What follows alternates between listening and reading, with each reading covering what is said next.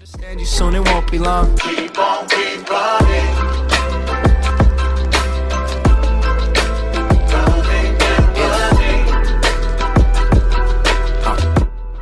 Hero dari Pendekar Esports. So kita akan segera terjun kembali ke dalam pertempuran. Dan MDL Arena, mana tepuk tangannya? Here we go, game kedua. RRQ Sena versus Pendekar Esports. Yap, masih dipandu oleh kami bertiga tentunya atas keseruan di game yang kedua kita kali ini. Dengan adanya pergerakan dari roamer dan mid lane, setup juga ada diberikan.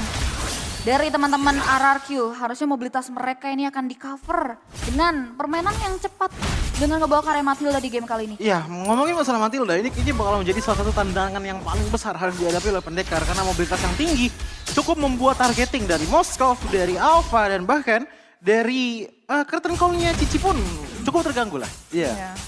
Masalahnya kalau kita bicara soal komposisi hero Pendekar, ini Angelanya relevan dengan adanya power zoning dari JC dan juga power pick off dari sosok Rine. Nanti kita bakalan lihat nih warna seperti apa yang bakal dibawa oleh Pendekar. Iya, dan bahkan kalau kita dari emblemnya pun di sini ternyata untuk dari emblem yang dibawakan oleh Alpha ini full ke arah fighter plus dengan Demon Hunter yang ngebuat early-nya lumayan sakit. Nah masalahnya sekarang Alpha-nya terjebak dan Rine malah menghilang. Flicker dikeluarkan dari Drew dan dia pun gak selamat, dua member hilang ke tangan RRQ Sena. Nampaknya ada satu buah kesalahan yang tidak diduga oleh Pendekar. Bagaimana upaya untuk masuk ke area lini pertahanan RRQ Sena membawa adanya nyawa yang harus direnggut oleh tim RRQ. Ingat ya, ini yang udah kita bahas tadi untuk di belakang tadi ya. Di talent room bahwa dengan 20% damage taken ini cukup berpengaruh.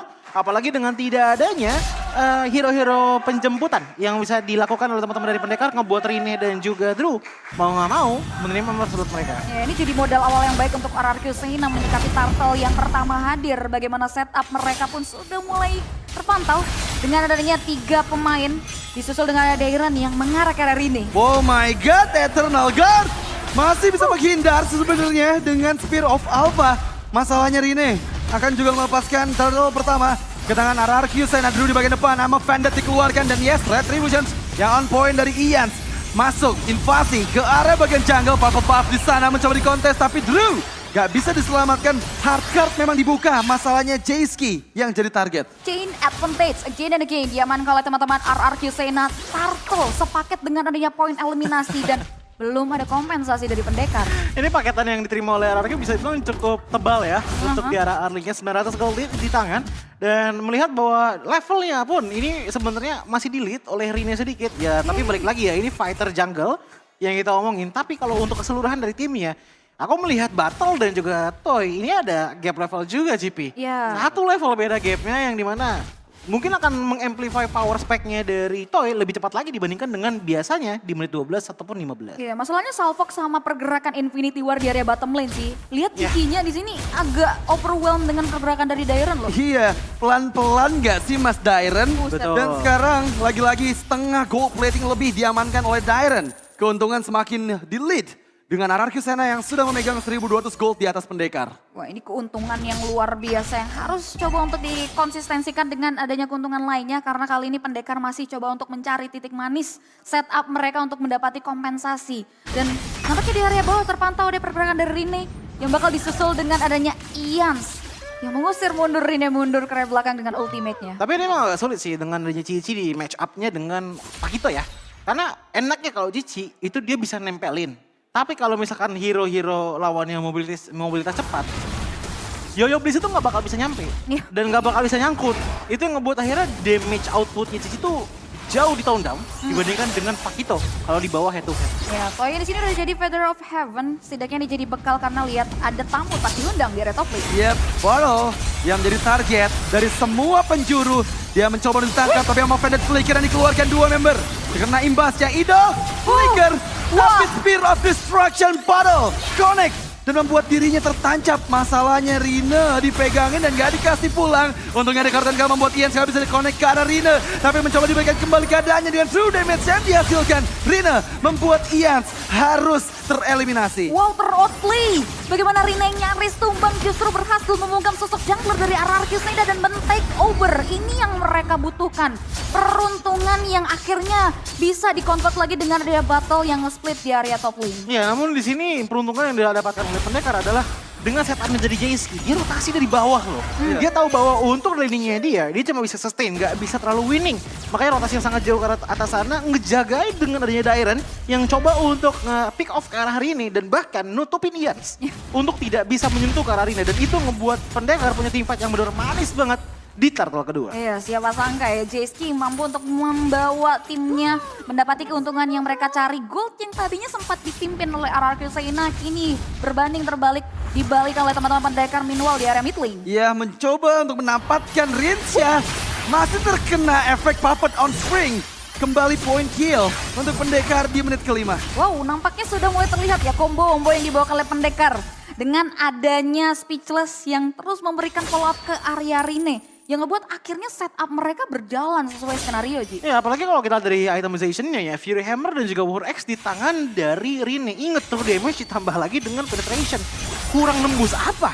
Ke arah dari Ians. Dimana untuk Ians, responnya item pertama menuju ke arah Dreadnought Armor dan juga Mountain Essence. Ini bakal oke banget untuk menyeimbangkan antara damage dan juga defensive outputnya. Namun berkat dari Rine ini udah mulai terlalu... Ya, masalah sekarang Battle nggak bisa selamat. Dengan entropy yang sudah mulai dibuka, Speechless. Ini target selanjutnya dari RRQ Sena. Mereka semua langsung disengage. Yap, tidak cukup sempat ya. Mengingat tadi ada posisi yang sama juga ya. Mendapati damage yang diberikan oleh Ians dan kalau tidak tertolong. Kekosongan terjadi harusnya karena Drew nggak mau ngambil resiko. Dan Turret ini harusnya jatuh di tangan RRQ. Dicoba untuk melakukan zoning out dari teman-teman RRQ Sena. Top lane pun langsung di-push dengan begitu mudahnya. Namun melihat dengan adanya perbedaan level yang cukup signifikan. Di angka satu level antara Rine dan juga Ians. Ini akan menjadi pertanyaan besar. Turtle akan itu ke tangan siapa? Karena kalau dilihat di setup, RRQ Sena sepertinya agak sedikit lebih matang. Wow, itu Rine lagi-lagi loh. Dan dari Drew menangkap dua member Toy. Dan juga Idok masih ada entropy untuk disengage Ians. Berputar-putar Baxia Shield United masalahnya dengan Hardguard dan juga Jayski. Tapi di sisi lain Dairen berhasil mendapatkan Puddle dan juga Jayski. Korban kedua. RRQ Sena bebas mendapatkan turtle kali ini. Kupikir tadi ada prolong tim fight yang bisa di-cover dengan adanya Love Whip. Tapi justru dua pemain pendekar hilang dan Turtle yang tadinya ditanyakan akhirnya dijawab. RRQ Sena berhasil menutup Turtle yang terakhir di tangan mereka. Setup awalnya tuh benar-benar udah komitmen banget. Entropy langsung dibuka dan akhirnya kasih damage yang gede banget. Tapi di mid lane, Spear of Alpha kembali dieksekusi tapi Rine kurang cukup damage-nya untuk bisa menghilangkan nyawa dari Rinsya. Malah dia loncat ke dalam ambang kematian. wah. Satu untuk nothing. Wah. Ini setup dari RRQ Sena udah benar-benar kelihatan banget bahwa mereka memiliki konsep di mana my friend are my power.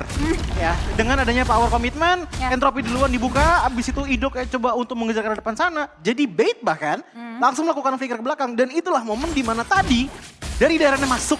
Momen yang pas banget untuk numbangin karena battle-nya.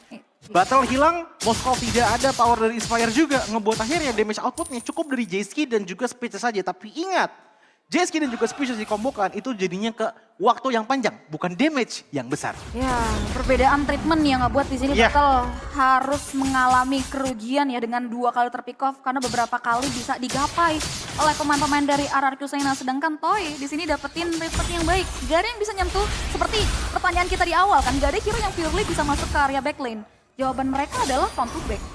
Dan itu PR tersendiri buat pendekar. Sebenarnya ada satu jawaban sih, CP, cuman nggak praktis.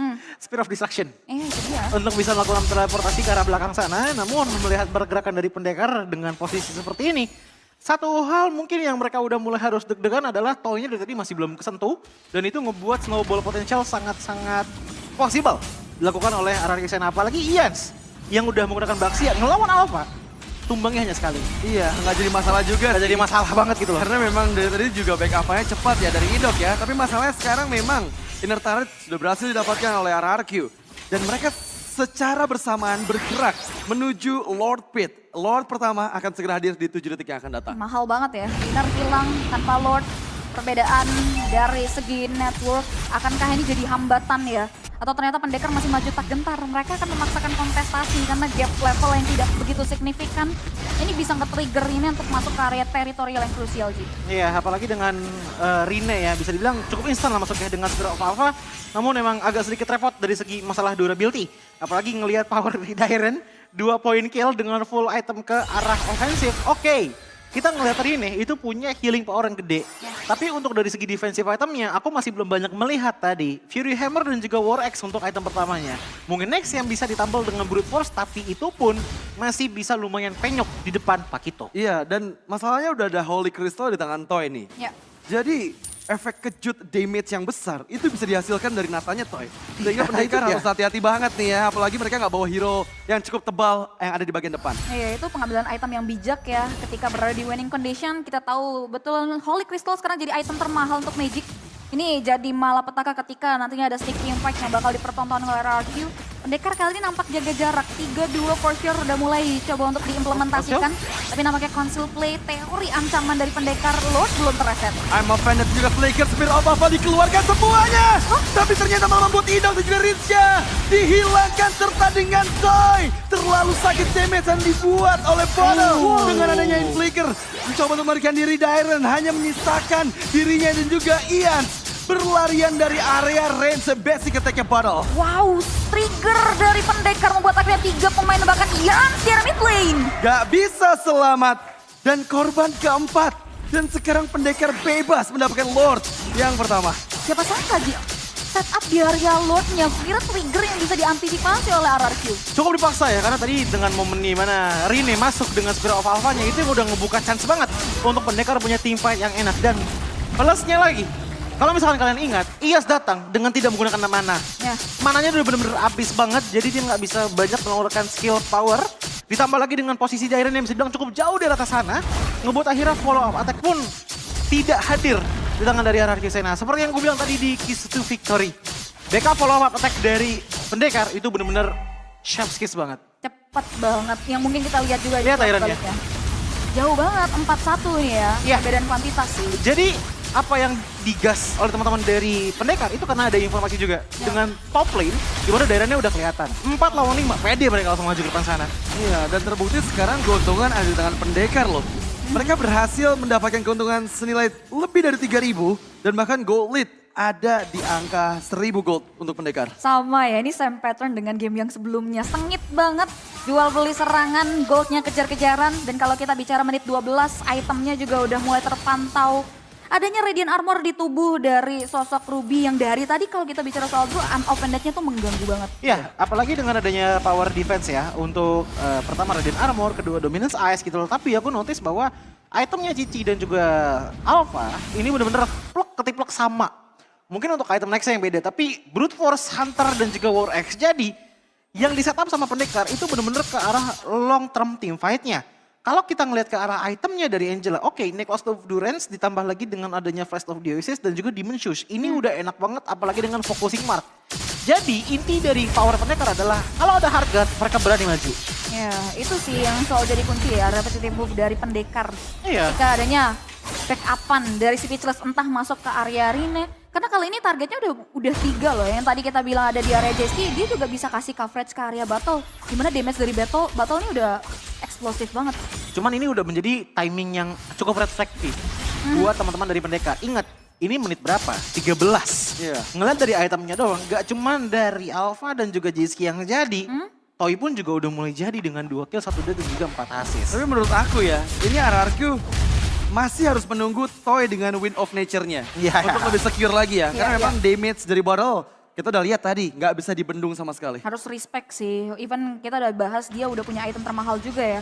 Cuman kalau di head to head kan dengan sosok Battle yang kali ini udah dapetin comfort zone-nya. Ini yang ngebuat harus ada satu respect dari sosok Toy dan keduanya sama-sama menunggu kurun waktu Lord dengan menghindari gerakan. Gak ada yang mau mulai duluan masalahnya. Ini benar-benar sama-sama menghindar ya, karena walaupun Asli. beda di angka 1.300, tapi masuk di menit 15 tuh udah mulai masuk di titik dimana diminishing return lah. Maksudnya nggak terlalu beda jauh banget gitu loh. Masih sama-sama powerful, apalagi dengan Dairen udah mendapatkan Malefic Roar. Bagian backline ini makin berbahaya lagi. Dan Battle, ingat pakai Moskov. Kira dengan jarak pendek yang cukup mudah untuk digiging habis-habisan oleh Pakito. will see. Nampaknya pemain-pemain dari RRQ Sena sudah ready untuk menyikapi Lord. Dibuka terus. Dibuka dengan adanya Ians yang melihat adanya Rine di area hutan. Tapi kayaknya masih terlalu beresiko sih kalau mau coba untuk all in ya. Karena hardcore juga masih available.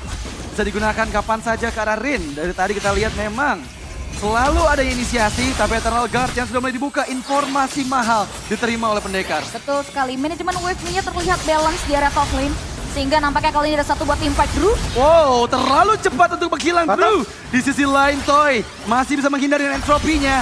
Sudah nggak ada lagi hard guard, connect ke arah bottle. Tapi dipaksa untuk disengage. Dan permainan kiting dari RRQ Sena malah membuat mereka berada di dalam keuntungan. Wow, sulit ya ketika ada Jayski masuk ke area kerumunan. Itu yang ngebuat Space Toy akhirnya terjawab. Toy sulit banget untuk bisa kasih deliver damage-nya di area team fight, Ji. Ya sebenarnya kalau kita ngomongin masalah kiting ya, pendekar tuh masih bisa nge-sustain kitingnya dengan mereka punya killer gitu loh. Cuman kalau sampai udah langsung tumbang seperti ini, Drew-nya langsung hilang. Ini ngebuat RRQ Sena punya plot yang cukup bagus untuk nge-save dan juga nge-secure Lord di menit ke-15. Karena ingat, mereka nggak punya tanker yang true tanker. Mereka hanya bertahan lewat sisi power yang datang dari Drew dan juga Battle. Dan dua item yang udah dibikin oleh RRQ Sena, ada Wind of Nature untuk Toy dan juga Necklace of Durance untuk Idok. Itu akan benar-benar merepotkan sih untuk semua healing effect dari pendekar esports. Itu ngejawab tapi Idok. Yap, kembali membuka peperangan dengan Rin. Wow. Dan juga Jensky double kill di tangan Toy. Looking for triple kill tapi Drew masih memiliki flicker untuk melarikan diri. Dan ini waktunya RRQ menginjak pertahanan dari pendekar. Oh my god, tidak begitu baik nampaknya situasi yang harus dimulai pendekar. Bagaimana Lord berjalan di area lini pertahanan top lane turret yang dimiliki oleh pendekar. Dan ready untuk jump in ke area objektif base turret 2 base. Tapi Drew Yap, mencoba untuk bertahan tapi sepertinya langsung menuju ke arah wipeout. Menyisakan spesiusan seorang tapi masalahnya sekarang base terbuka dan RR.